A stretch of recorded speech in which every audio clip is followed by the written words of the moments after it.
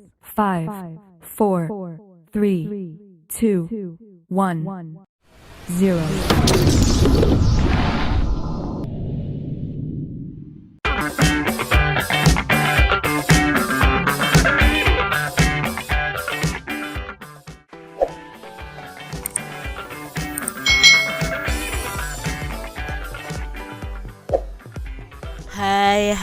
Hai. Selamat datang di channel YouTube Kak Citra. Apa kabar adik-adik semuanya? Kak Citra berharap kalian dalam keadaan yang baik, sehat, dan siap untuk belajar ya. Hari ini kita akan belajar bersama-sama masih di tema 6, yaitu energi dan perubahannya. Subtema 3, energi alternatif, pembelajaran yang kedua. Mari adik-adik kita belajar dengan penuh semangat ya. Adik-adik perhatikan gambar Benny dan teman-temannya. Mereka sedang bermain apa adik-adik? Ya, mereka sedang bermain layang-layang. Mengapa layang-layang itu bisa terbang adik-adik? Ya, karena ada bantuan angin yang meniup layang-layang tersebut sehingga layang-layang tersebut bisa terbang. Nah, adik-adik, gerak angin itu sebagai energi alternatif. Udin dan kawan-kawan sedang belajar tentang angin. Mereka berencana bermain layang-layang. Hal ini untuk mengamati manfaat dari angin. Mereka memilih bermain di lapangan yang luas. Bermain di lapangan luas itu leluasa untuk bergerak. Bermain di lapangan luas juga dapat angin yang cukup. Angin diperlukan untuk menerbangkan layang-layang.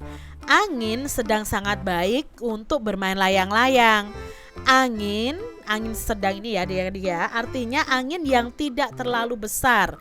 Udin dan kawan-kawan memilih bermain di sore hari karena angin pada siang sampai sore hari sangat cocok untuk bermain layang-layang. Zaman dahulu angin itu digunakan juga dalam kehidupan manusia. Angin digunakan untuk menggerakkan perahu layar seperti ini adik-adik. Dulu perahu itu tidak memakai mesin loh adik-adik. Mereka memakai kain layar ini yang tertiup angin. Jadi angin juga digunakan untuk menggerakkan roda pada penggilingan padi. Gerak angin dapat dijadikan sebagai energi alternatif. Energi alternatif adalah energi pengganti bahan bakar minyak. Gerak angin ini dapat diubah menjadi energi listrik. Nah, energi listrik ini digunakan sebagai pengganti bahan bakar minyak.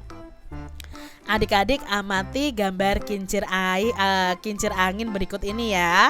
Nah, energi angin itu dapat dimanfaatkan untuk pembangkit listrik tenaga angin atau tenaga bayu, disingkat dengan PLTB. Pembangkit ini mengubah gerak angin menjadi listrik menggunakan kincir angin. Nah, kincir anginnya seperti ini adik-adik. Kincir angin ini biasa disebut dengan turbin angin. Lalu nanti akan mengalirkan arus listrik ya ke generator itu. Lalu generator itu akan menyalurkan juga ke rumah-rumah penduduk atau rumah-rumah di sekitarnya berupa energi listrik yang tanpa bahan bakar minyak. Coba adik-adik wawancarai teman kalian atau orang dewasa di sekitar kalian. Ya, bisa orang tua, bisa kakak ya, atau bisa teman sekelas kalian dan lain sebagainya. Tanyakan beberapa hal berikut ini adik-adik. Ya, apakah mereka mengetahui tentang pembangkit listrik tenaga angin atau tenaga bayu? Dari mana mereka mengetahui hal tersebut? Lalu apa keuntungan dari penggunaan angin bayu sebagai sumber energi alternatif? Dan apa kesulitan dari penggunaan angin bayu sebagai sumber energi alternatif? Kalian bisa menuliskan laporan wawancara kalian di buku kalian masing-masing. Nah, berdasarkan wawancara yang dilakukan terhadap beberapa orang, ternyata mereka sudah mengenal pembangkit listrik tenaga angin atau tenaga bayu. Mereka mengetahui PLTB dari berbagai sumbernya adik-adik, dari buku maupun dari internet.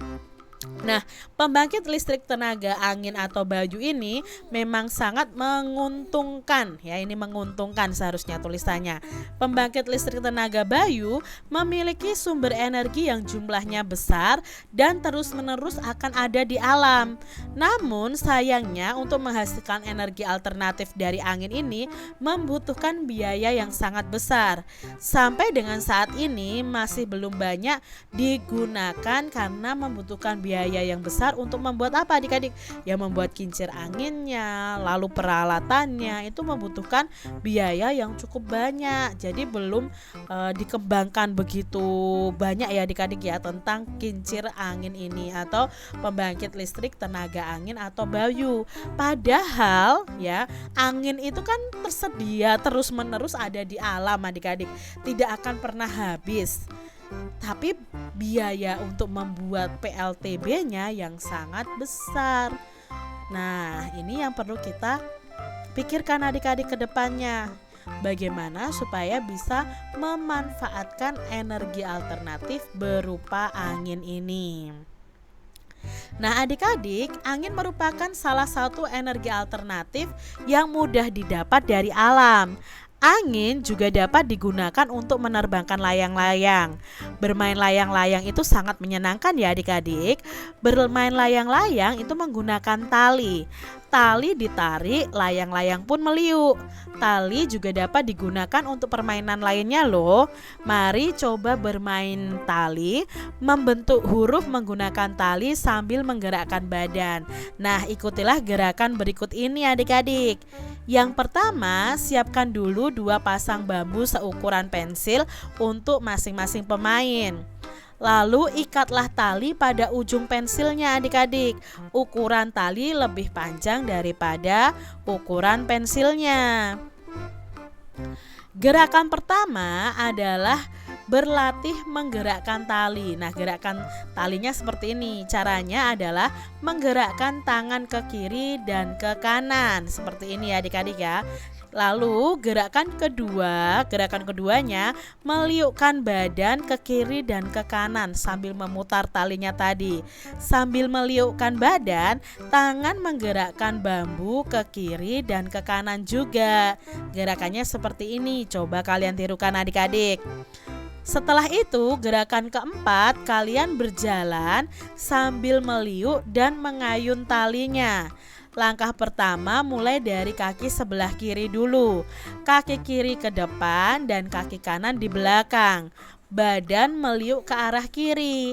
Saat meliukkan badan, ayunkan kedua tangan ke arah kiri. Nah, ayunkan tangan untuk menggerakkan talinya. Gerakan yang kelima, kaki kanannya di depan, gantian ya adik-adik, dan kaki kirinya di belakang. Badan meliuk ke arah kanan. Saat meliukkan badan, ayunkan kedua tangan ke arah kanan. Nah, ayunkan tangan untuk menggerakkan talinya seperti ini. Kalian bisa praktekkan ya bersama teman-teman kalian. Nah, adik-adik, menikmati energi yang tersedia adalah hak manusia. Lalu manusia juga mempunyai kewajiban. Nah, kewajiban manusia adalah menjaga ketersediaan energi tersebut. Hak dan kewajiban harus berjalan dengan seimbang. Anak-anak memiliki hak untuk bermain. Kewajiban anak itu harus membagi waktu antara bermain dengan belajar. Nah, memberi kesempatan kepada semua teman agar dapat ikut bermain itu termasuk contoh sikap memenuhi hak. Hak dan kewajiban harus dilakukan secara seimbang. Jadi ingat ya adik-adik, hak itu apa yang kita peroleh setelah kita melakukan kewajiban kita. Di sini kita berhak kok menikmati energi, menggunakan energi, tetapi kita juga punya kewajiban untuk menjaga dan menghemat energi yang ada. Kalian punya hak untuk bermain, tapi kalian juga punya kewajiban bisa membagi waktu antara bermain dan belajar. Jadi di sini hak dan kewajiban itu harus dilakukan secara seimbang. Adik-adik, orang tua kalian itu memberi izin untuk bermain bersama teman-teman kalian nih. Semua teman mau bermain denganmu. Ini artinya kamu sudah mendapatkan hak bermain. Sebutkan 5 kewajibanmu saat bermain adik-adik. Nah, di sini Kak Cira sebutkan 5 kewajiban kalian. Yang pertama, kalian harus meminta izin kepada orang tua sebelum berangkat bermain bersama teman. Ya, minta izin dulu, bilang mau bermain di mana, dengan siapa ya. Kalian harus bilang kepada orang tua kalian. Yang kedua, bermain sesuai dengan waktu yang telah ditentukan. Jangan waktunya untuk mandi sore malah main terus ya. Pulangnya sudah menjelang maghrib, misalnya menjelang jam 6 sore. Tidak boleh adik-adik, kalian harus tahu waktu. Yang ketiga, kewajiban kalian bermain dengan hati-hati agar tidak terjadi kecelakaan atau hal-hal yang merugikan. Yang keempat, kewajiban kalian saat bermain adalah membersihkan mainan atau merapikan mainan setelah digunakan. Dan yang kelima, kalian harus mematuhi tata tertib saat bermain dengan teman. Hak dan kewajiban itu harus dilakukan secara seimbang. Menerima hak dan melakukan kewajiban itu harus sesuai dengan kemampuan kalian adik-adik, agar semua hal dapat berjalan dengan baik. Jadi lakukan kewajiban kalian, maka kalian akan menerima hak kalian. Demikian tadi adik-adik pembahasan kita di tema 6 subtema 3 pembelajaran yang kedua. Semoga video pembelajaran ini bermanfaat untuk adik-adik semuanya. Dan sampai jumpa lagi di video pembelajaran Kak Citra selanjutnya. Tuhan memberkati. Jangan lupa tekan tombol subscribe, lalu tekan loncengnya, tekan juga tombol like, lalu share ke media sosial kalian. Jangan lupa untuk ikuti media sosial Kak Citra. Terima kasih.